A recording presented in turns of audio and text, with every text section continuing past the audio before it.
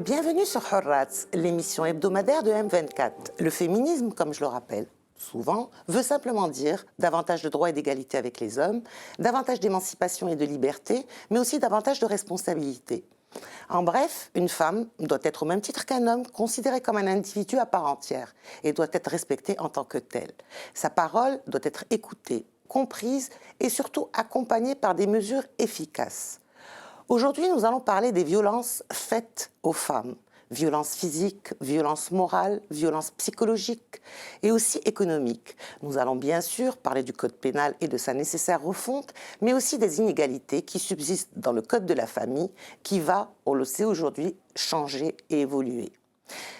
Je reçois pour en parler Leila Slassi, avocate en droit des affaires, cofondatrice du cabinet Afrique Advisor, cabinet de conseil juridique, fiscal et stratégique, mais aussi militante engagée pour les droits des femmes. Leila Slassi, bonsoir. Bonsoir Aïcha.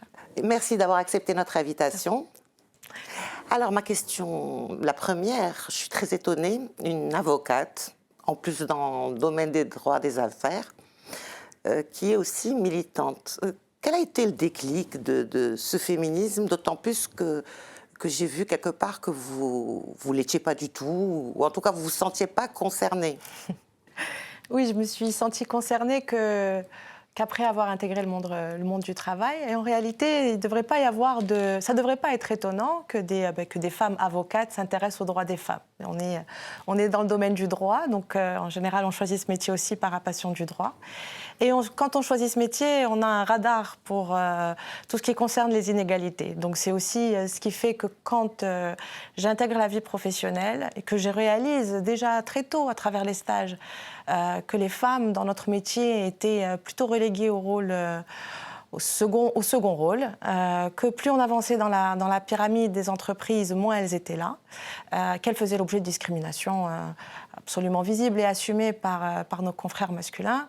Donc très tôt, je me suis dit, il y a un truc qui ne va pas. En tout cas, c'est précisément parce que j'ai grandi dans un environnement féminin, féministe, mais je ne le savais pas encore. C'est ça, en fait. que ça m'a Protégée. Parce que j'ai grandi dans une maison de femmes avec 4 sœurs, avec ma maman qui est féministe, qui travaille. Voilà, dans un environnement où les femmes avaient le contrôle, avaient le pouvoir, en tout cas n'étaient pas soumises. Et du coup, c'est en intégrant le monde du travail et où là, je réalise que... La vie sociale, tout simplement. La vie sociale, en dehors, et je précise que c'est à l'étranger d'ailleurs, c'est même pas chez nous au Maroc. Chez nous, c'est évidemment le cas aussi, mais c'est un phénomène universel. Où je réalise qu'à ce cocon, en réalité, l'environnement dans lequel j'ai grandi n'est pas transposable à notre société, où on attend de la femme un certain comportement, une certaine forme de docilité, de soumission, d'effacement, et où on ne lui laisse pas de place au sommet des entreprises et des organisations, ou en tout cas pour celles qui y arrivent, elles le font au prix de lourds sacrifices. Donc c'est ça en fait, c'est cette injustice qui m'a tout de suite sauté aux yeux, qui a fait que j'ai déjà, assumé d'être féministe, mis le mot en le définissant comme vous venez de le faire. C'est la liberté et l'égalité de droit, avant toute chose. Et puis ensuite, en choisissant mes combats, et celui de la violence faite aux femmes m'est particulièrement cher. Et donc vous avez décidé de scotch. Scotch, c'est pas quelque chose. Et donc en 2018, vous avez donc lancé avec d'autres militantes ce collectif, ce mouvement qui s'appelle Messektesh. Donc c'est un collectif de femmes et d'hommes qui dénoncent les violences et abus contre les femmes, ainsi que la légitimation de la culture du viol. Alors pourquoi ce collectif? Comment il a été créé? Pour quelles raisons? Quelles ont été les actions que vous avez accomplies? Je me souviens qu'en 2018, il y a eu une journée du sifflet, je crois. Absolument, contre le harcèlement de rue, où on avait distribué des sifflets dans plusieurs villes du royaume. Pour dire stop au harcèlement. Exactement, pour dire aux femmes. Déjà, c'était au moment où sortait le projet de loi, enfin la loi 103-13, qui pénalisait le harcèlement de rue et le harcèlement envers les femmes, le harcèlement sexuel tout court.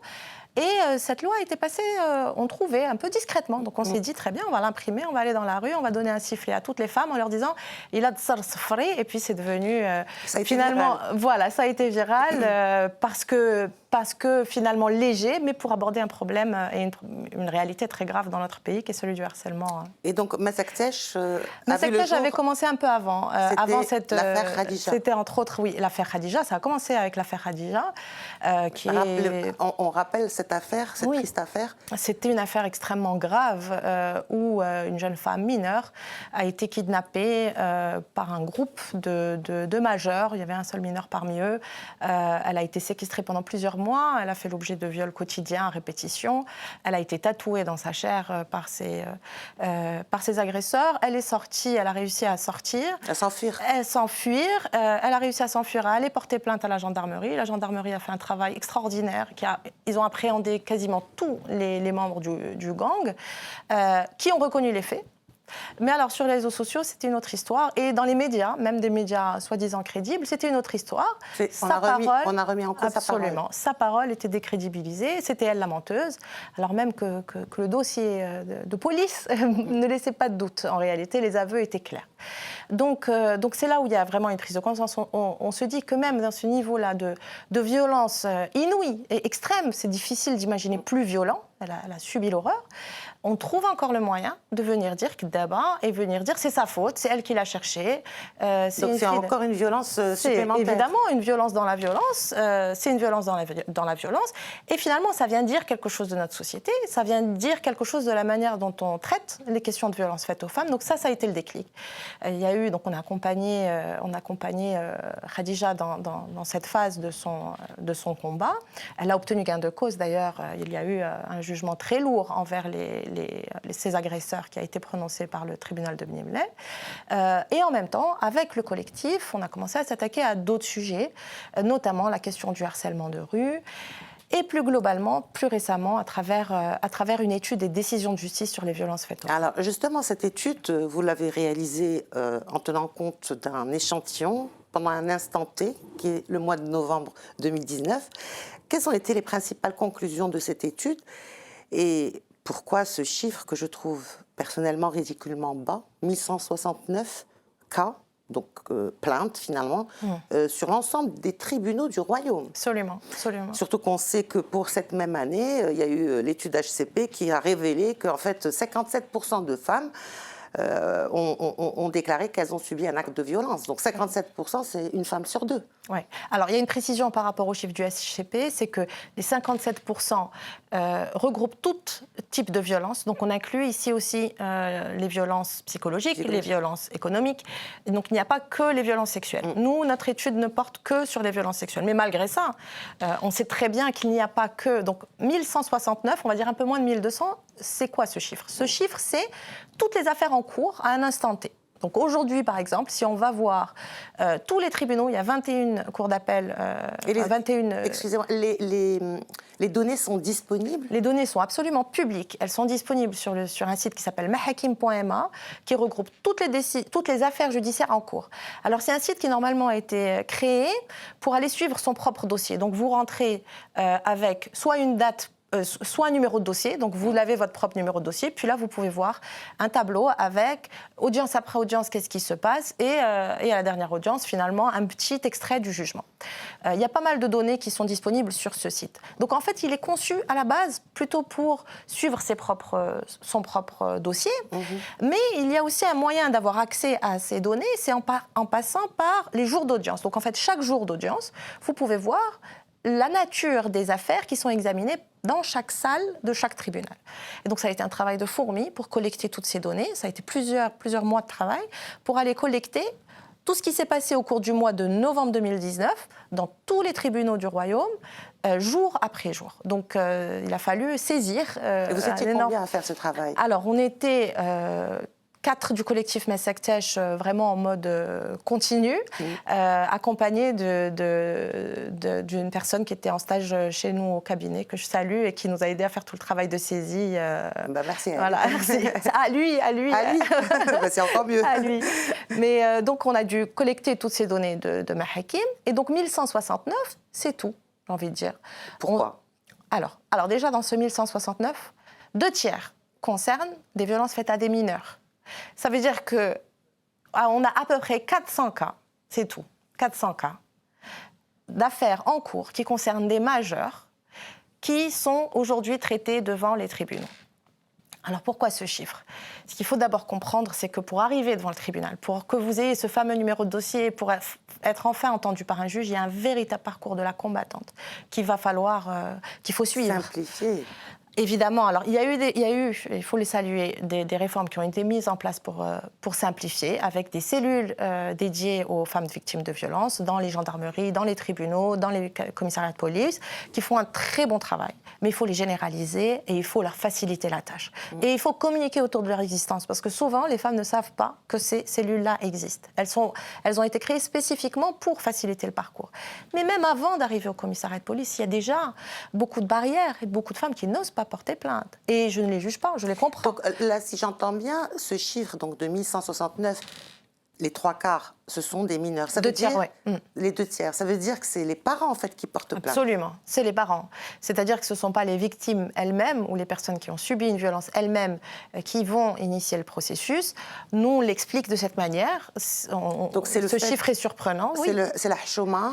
C'est la peur de l'eau pauvre, c'est la peur de ne pas être cru, c'est la peur que ça se retourne contre soi. Absolument, absolument. C'est déjà, la peur d'en parler, parce que, à la rigueur, quand c'est un mineur, les 2/3 dont on parle, ce sont les parents qui ont actionné l'action judiciaire, donc il y a une certaine forme de colère de la part des parents. Or, quand c'est la femme elle-même, eh bien, il y a le qu'en dira-t-on, va-t-on croire que c'est consenti, qu'est-ce que je faisais avec lui, et toute cette... Qu'est-ce qu'on portait au moment des faits. Qu'est-ce que je portais, pourquoi j'étais seule et pourquoi quelle heure il était.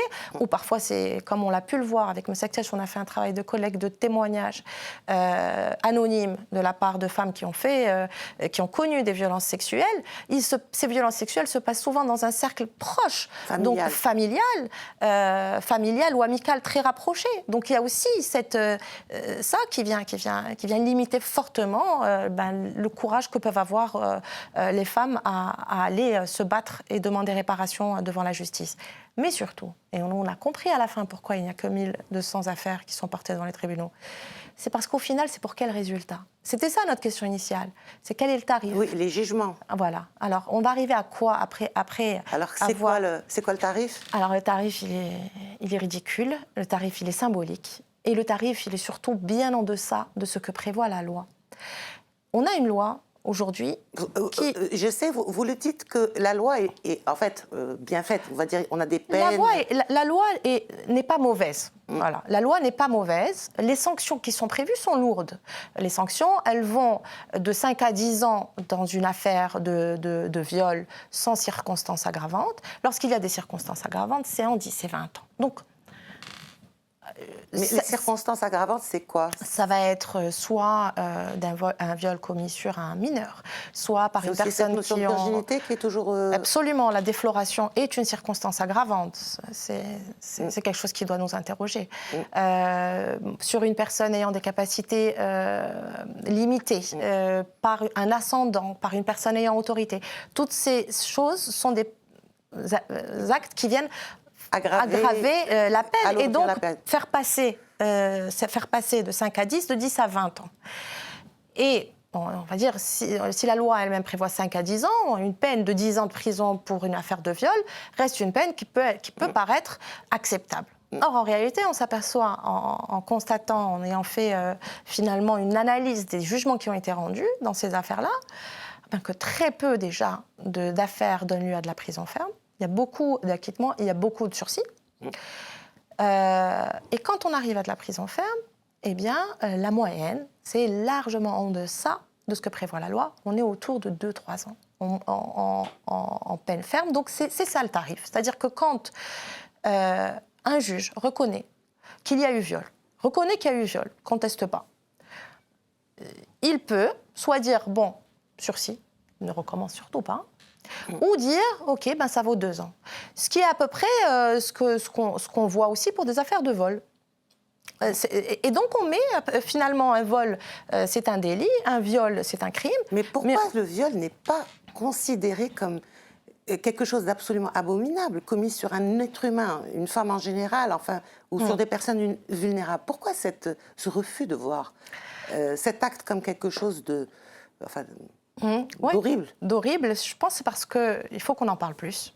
Il faut qu'on explique davantage les conséquences que cet acte peut avoir sur la vie d'une femme derrière. Une femme qui va connaître une agression sexuelle ou un viol, c'est une femme dont la vie va être complètement bouleversée et qui va mettre des années, voire n'y arrivera jamais, à s'en remettre. Et ça, je pense qu'on ne le dit pas assez. Il faudrait qu'on le crie plus fort, qu'on le dise plus fort, qu'on sensibilise. Il y a un rôle à jouer par les médias, absolument, par les réseaux, par les victimes elles-mêmes, qui doivent prendre la parole aussi. Je pense qu'il ne faut pas demander aux personnes qui ont subi des violences plus que déjà gérer leur propre traumatisme. Mais effectivement, il faut qu'on en parle plus. Il faut qu'on mette la lumière sur ce phénomène. Il faut que ça sorte du tabou. C'est aussi des sujets tabous. Quand on parle de viol, tout de suite, c'est pas... ça casse l'ambiance, quand on dit. Mais en vérité, il faut en parler. Il faut parler des répercussions. Il faut parler des conséquences. Et il n'y a qu'en illustrant des cas de suicide aussi, dans certaines affaires qui en sont la conséquence, de ces vies qui sont détruites par cette agression, qu'on arrivera à changer la sanction qui est proposée. Si on est aussi peu indulgent avec les vols, c'est peut-être parce qu'on sait tout de suite en fait le préjudice qu'a subi l'autre. Le juge voit tout de suite, lui il a été privé, c'est pas un, donc on sanctionne. Le juge qui doit juger une affaire de viol, il ne sait pas trop en fait. Finalement, c'est un rapport sexuel, c'est pas consenti. Je pense qu'il y a une certaine forme de difficulté d'appréhension des conséquences qui explique la très faible lourdeur des peines. Mais il y a ça aussi, mais il y a aussi l'article 490. Qui doit absolument absolument changer. Parce qu'on parlait tout à l'heure du code pénal. Bon, pour vous, il y a des choses qui sont, on va dire, globalement correctes, mais la philosophie du code pénal doit changer. Puisqu'une femme qui va venir déclarer une agression, un viol, va se retrouver elle-même parfois sur le banc des accusés, parce que justement, cette notion de consentement, il suffit que l'homme dise « mais non, elle était consentante ». On le voit d'ailleurs, on le voit dans les décisions de justice, il y a une rubrique qu'on a appelée « retour de bâton ». C'est des affaires où la victime a porté plainte, donc c'est une plaignante, et puis elle se retrouve sur le banc des accusés. Donc, on les voit, on les voit. Oui, alors il y a toute une section du code pénal qui est une section relative aux mœurs. Donc là-dedans, on trouve tous les 480 ou majawara huma. Donc là-dedans, il y a les rapports sexuels hors mariage, la criminalisation de l'homosexualité, l'adultère évidemment. Enfin, il y a toute une section où finalement c'est des affaires de mœurs. De chambre à coucher. De chambre à coucher. J'ai envie de dire qu'ils ne regardent personne, si ce n'est les principaux concernés, qui se retrouvent par héritage, il faut le dire, c'est un héritage de droit français, en plein milieu de nos tribunaux. Et au final, quand on regarde, c'est MRE, un très beau collectif féministe qui a fait cette étude, quand on regarde le nombre d'affaires qui concernent les mœurs, qui sont devant nos tribunaux, comparé au nombre d'affaires qui traitent des violences sexuelles, on est sur un ratio qui est ridiculeusement élevé en faveur des affaires de mœurs. Donc, toutes ces affaires de mœurs, l'homosexualité, l'adultère, les relations sexuelles hors mariage, tout ça n'a rien à faire dans le code pénal. Est-ce que c'est véritablement au juge de venir nous dire qui a le droit de faire quoi avec qui? À partir du moment où on est majeur et consentant. Et voilà, à partir du moment où c'est consenti, il n'y a absolument pas à sanctionner pénalement ces affaires-là. Ça n'a aucun sens. Alors Leïla, vous êtes l'un des nouveaux visages du pouvoir féminin aujourd'hui au Maroc. Vous êtes militante de la société civile, vous êtes particulièrement active, vous et d'autres, la génération 2.0, les militantes féministes 2.0. Quelles sont les causes qui vous tiennent aujourd'hui à cœur? Alors vous savez que Sa Majesté a fait un discours historique le 30 juillet dernier où il a dit qu'il fallait que le code de la famille change, que son esprit n'est plus celui de 2004, qu'il y a des articles qui ne sont plus du tout adaptés. Quels sont pour vous ces articles qui doivent changer, qui doivent être peut-être abolis tout simplement, ou modifiés, ou voilà, est-ce qu'on doit revoir la philosophie? Qu'est-ce qui vous heurte? Qu'est-ce qui vous dérange, vous, en tant que militante? Il y a cette inégalité qui est partout, en réalité, dans nos lois. Le collectif Parité Maintenant, d'ailleurs, a fait une très belle loi cadre, un très beau projet de loi cadre qui tente d'éliminer de nombreux pans de notre droit où subsistent des inégalités en imposant ou en suggérant une approche paritaire. Mais quand on vient voir dans le Code de la famille, par exemple, les affaires liées à la tutelle des enfants, les affaires liées à la garde des enfants, par exemple, tout ce qui se passe, en réalité, tout le service après-vente du divorce, c'est une catastrophe. Le service après-vente du divorce, c'est une catastrophe parce que, alors déjà, il y a une chose, on considère que la garde de l'enfant, automatiquement, la garde de l'enfant est confiée à la mère. Là aussi, c'est une injustice flagrante pour les pères. Il y a beaucoup de pères qui voudraient avoir soit une garde alternée, soit la garde de leur enfant. Et en revanche, là, c'est dans le marbre de la loi, la tutelle, elle est au père. Et à défaut de père, elle va chez les membres de la famille masculine. C'est-à-dire que la mère... Alors, toutes les décisions importantes, qui sont celles qui relèvent de la tutelle, donc l'inscription à l'école, l'ouverture d'un compte bancaire, l'obtention d'un document administratif ou d'une autorisation, un passeport ou une pièce d'identité... On va dire la femme n'est qu'une gardienne. Alors, c'est la gardienne. Alors, elle n'est même pas payée. Elle n'est même pas payée pour, mais à la rigueur, je pense pas qu'elle... Parce que la pension alimentaire, c'est pour les enfants aussi. Il faut qu'on en parle aussi de la pension alimentaire, exactement.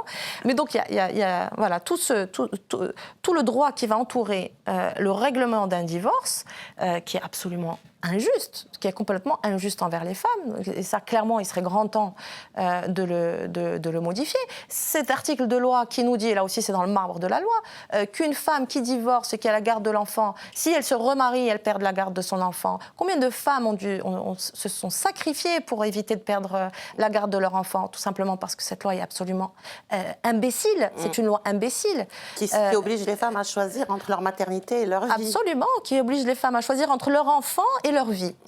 L'enfant est déjà là, sinon la question ne se poserait pas. Mais est-ce que et quoi qu'elles choisissent, elles sont pénalisées.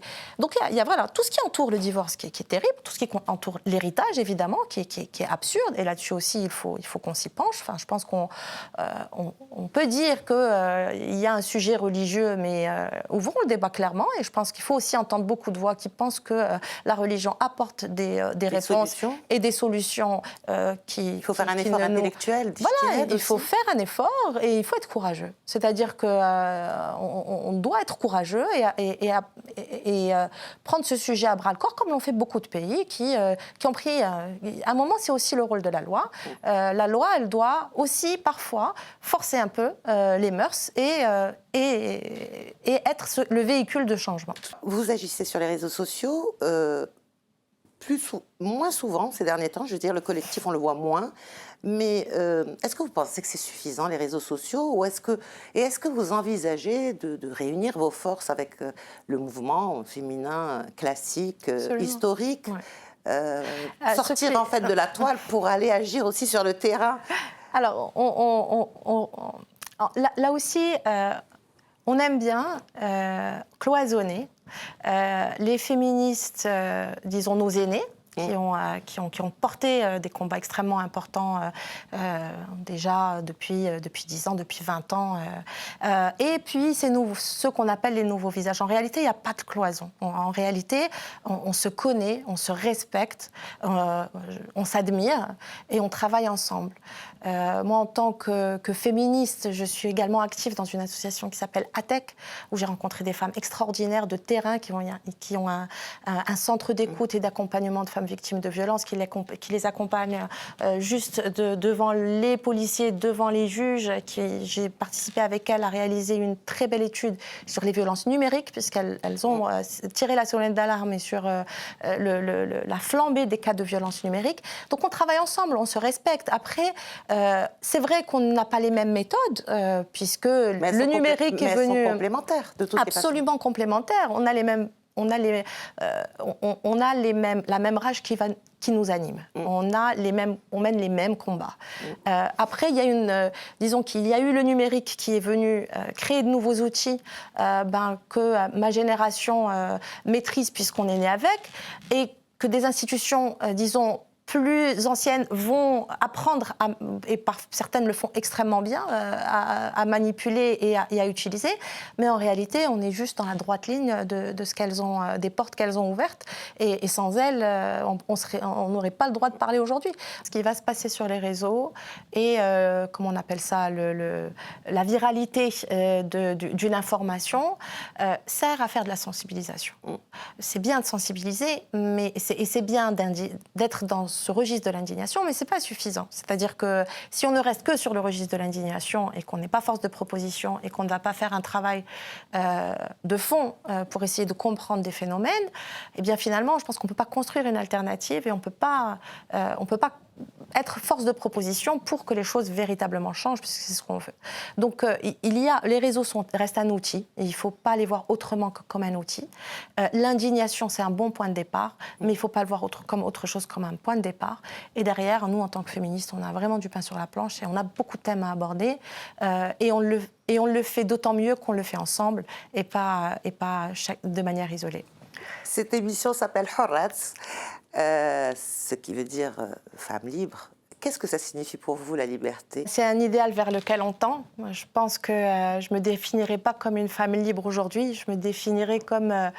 Mais vous l'avez été, jeune, avec un papa. Oui, mais en fait, c'est un processus. Pour moi, je suis en voie de libération de plein de choses. C'est-à-dire que de toute façon, même si tu ne grandis pas dans un environnement qui va être patriarcal, il n'en demeure pas moins qu'on est, nous, en tant que femmes, tenues de répondre à des injonctions tout le temps. Et on intériorise certains biais, certains stéréotypes qui vont venir dicter la manière dont on vit. Donc, tout le parcours consiste à les identifier et à s'en débarrasser. Et c'est ça, la liberté, c'est d'aboutir à vivre de manière sans contrainte et surtout avoir le choix. Choisir de travailler ou choisir de ne pas travailler, choisir d'avoir des enfants ou de ne pas avoir d'enfants, choisir de se marier ou de ne pas se marier, et ne plus subir des lois rétrogrades, subir des violences parce qu'on est femme, subir une discrimination parce qu'on est femme. C'est ça la liberté. Mais c'est une très belle définition, j'aime beaucoup. Choisir, ne pas subir. Voilà. C'est un slogan. On va peut-être lancer un hashtag pour faire un peu de buzz, pour marquer le coup. Ça marche. En tout cas, Leïla, merci beaucoup pour la qualité des réponses. C'était très instructif.